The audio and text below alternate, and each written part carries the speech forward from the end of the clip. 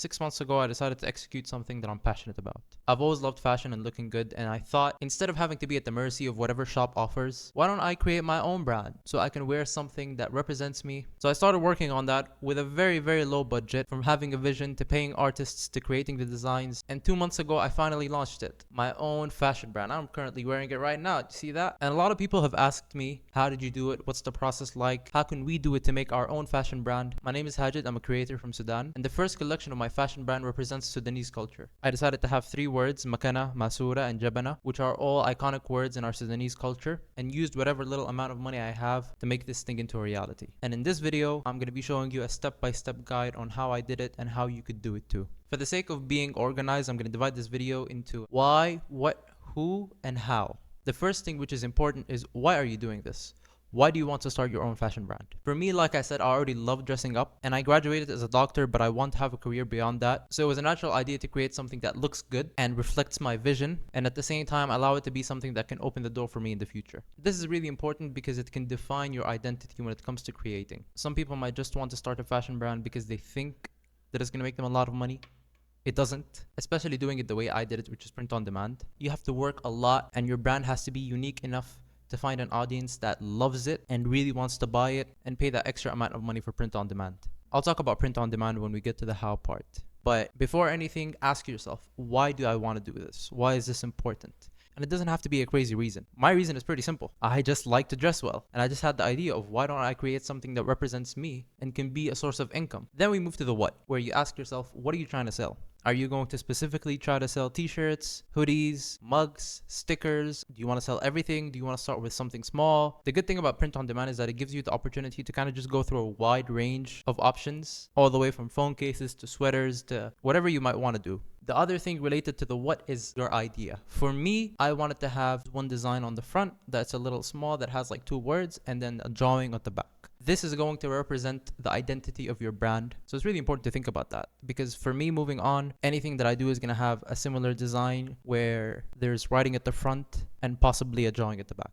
The third thing is the who. Who am I selling this to? I'm Sudanese, so my first collection is aimed at the Sudanese audience. You really need to understand who your audience is, because if you sell a product or create a project that doesn't corroborate with the demographic that you're selling it to, it's not going to succeed. Us as Sudanese people, we're going through a lot right now, so it makes it difficult for people to kind of support a project like this, and I'm starting to realize that. But my first idea was something related to the Sudanese culture, and I just went with it.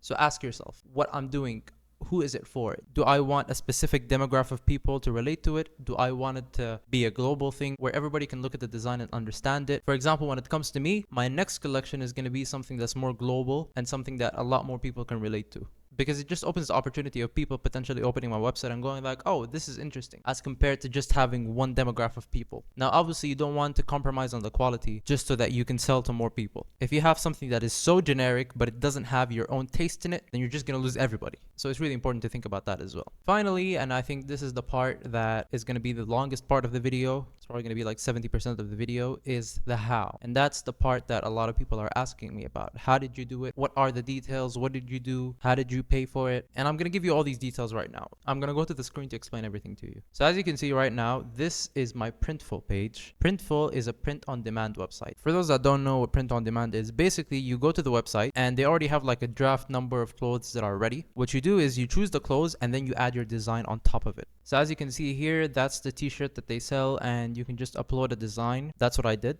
Let me try to show you one of my designs. You can see the design at the front, and then if we go to the back, you could also see the drawing at the back. I contacted and paid artists for them to make this. You could have something on the inside label. I'm still working on that. I'm not very happy with the design. I called the fashion brand HJ after my name, Hajid. So basically, that's what happens. You take your design, you add it to the website, and essentially what they're doing is every time somebody makes an order, they're going to print that order based on your design. So you don't really have to go out of your way to buy a bunch of t-shirts, printing on them. You don't have to worry about anything. They handle the printing, they handle the shipping, and then obviously they take their cut as well. Now, the fact that this is passive doesn't mean that this is easy to apply. I spent a lot of time working with the artists to design and make sure that the way my brand looks is how I want it to look. You can take the easy route and just slap whatever easily made design and call it a day. That is also possible. but I do think it's better to take time to actually think about what you want to do. There's more than one print-on-demand company. There's also Printify, Redbubble. I chose to go with Printful because after researching, I felt like from what I saw, Printful had the better quality printing, and my designs are literally drawings, so it's really important for me for the drawings to look good. This is an important thing to talk about, which is money. Depending on the platform, you probably have to pay like a monthly fee. Like here, I have Printful Growth. Basically, what they do is that it kind of helps your profit margin to use Printful Growth instead of using the free plan. You don't have to do it, but you might have to raise the price of your clothes just to make a manageable profit. So I just bit the bullet and subscribed to Printful Growth. And I guess it says here that I save $27, but I mean, okay.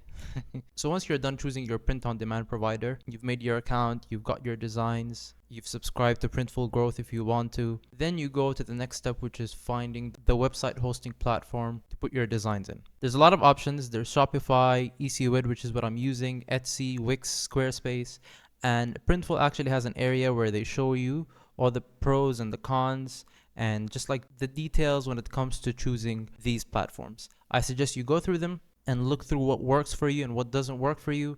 I personally find EasyWid to be really good. I'm happy with how I'm finding it so far. Their customer support has been fulfilling, but a lot of people are selling on Etsy. Etsy is like Amazon. You find a lot of products of different people, but it's not your own set website. So it depends on the vision that you have.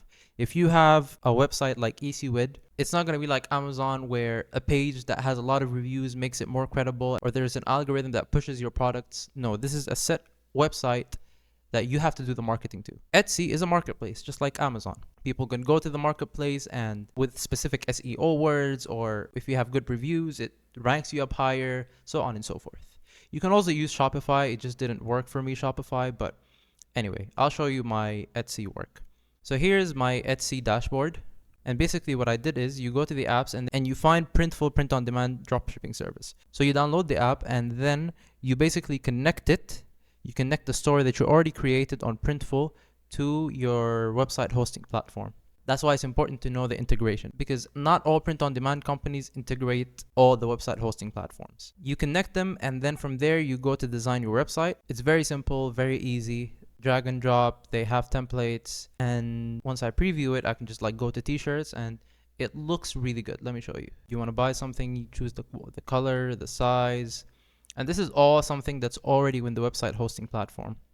So you don't have to do any of this design work. For example, you want to check out, you take the delivery options, everything is automated. You don't have to do anything. This is another area where I have to pay. For an EasyWid subscription, I think you have to pay like £30 a month or something like that, probably like $40, which is a lot, to be honest. You can use it for free, but I think it allows you only 5 products in your website. There might be better options out there that are more affordable, but this is what I'm currently using. Next thing you're going to try to set up is just your payment. So you're going to connect your bank account to Printful and to EasyWid so that whenever a customer pays, the payment process goes to your bank account. Basically, how it happens is that Printful charges you for every order. They take money from your account. The money that you get comes from the website hosting platform, which in my case is EasyWid. This takes about a day. Then after 1 day, EasyWid sends me the money of the order with the profit.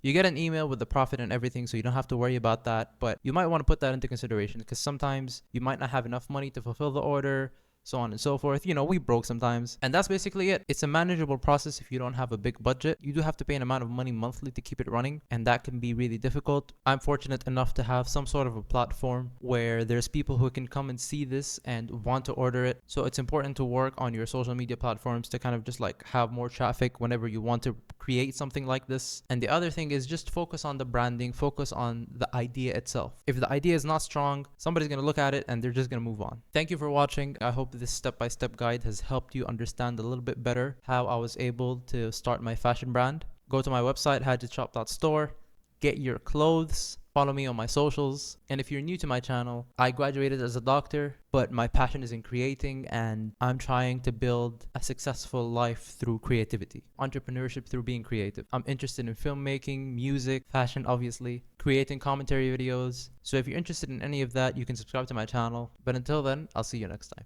Peace out.